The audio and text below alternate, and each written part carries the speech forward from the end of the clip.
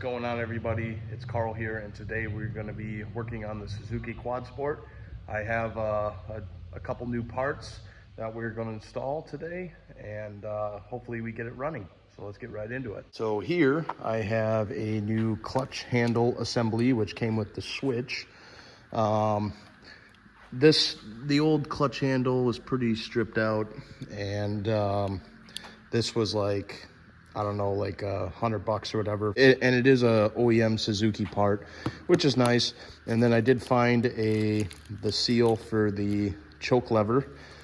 So we will replace that. As you can see, this one was all cracked and falling apart.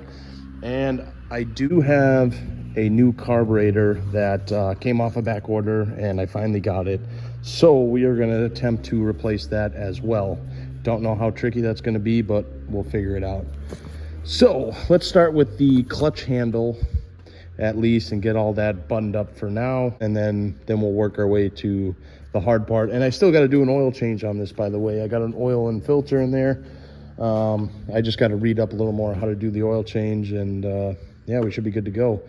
I'm thinking we probably going to need some coolant too, which is a problem, but I'm not really sure. So I got the new choke lever seal on, and it was kind of a pain in the ass because you take the two screws out of this. Well, this grip has been touching this housing for so long that it was pretty much melted together. So I kind of had to use a knife just to kind of cut the grip so I can get this separated. But now I got the clutch assembly kind of all hooked up with the cable on there, so now we can just bolt this on and keep moving forward.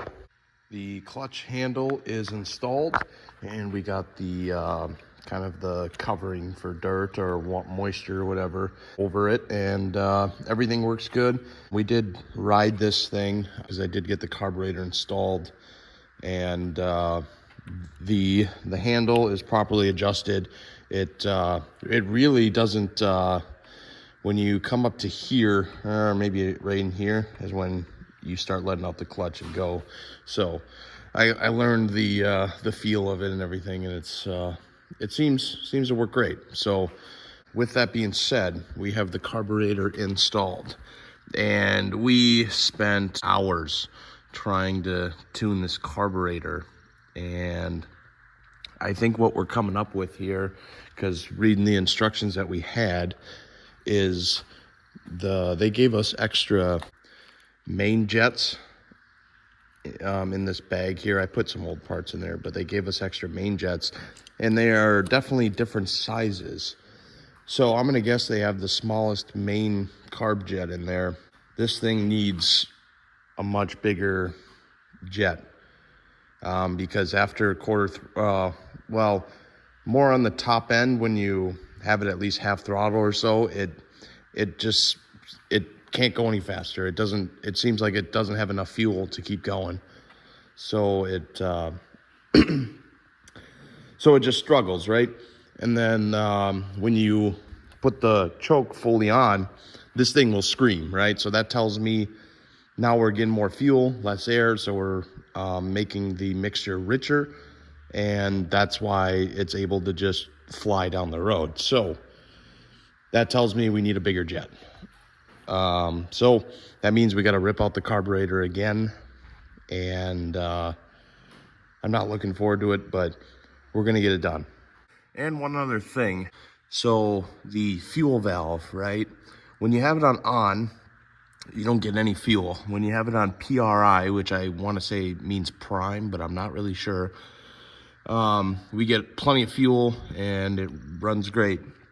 And then obviously there's RES up top, and when I have it on that, it's the same thing as on. We get no fuel. So I'm gonna guess that valve is broken, or it's probably got a lot of shit inside and it's pretty gummed up, and that's why it's not working properly. But I have also read that could cause fuel problems. So I got to really look up what those mean. I'll look in the manual. But I think I'm going to just get a new one just to be safe. And then also we need a new battery. we were pretty much jumping this battery the whole time. I left it on the little tender there for 2 weeks. Said it was at 100%, but it's really not. It's not at 100% at all. Like, there's nothing left of that battery. So I'm definitely gonna take that out before I leave today. At least bring it home so I can go buy a new battery, and I have the core right there. So we made progress, but then we also take a couple steps back as well, you know what I mean? And we're back to kind of square one, but we kind of got an idea of what is going on. So thanks for watching, everybody. I appreciate all of you. Please like and subscribe. I'll see you guys in the next one.